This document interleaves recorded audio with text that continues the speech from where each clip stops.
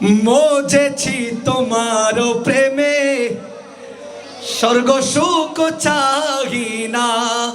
আরে কি করিব স্বর্গ সুখ, তোর ভবেতে দিওয়ানা।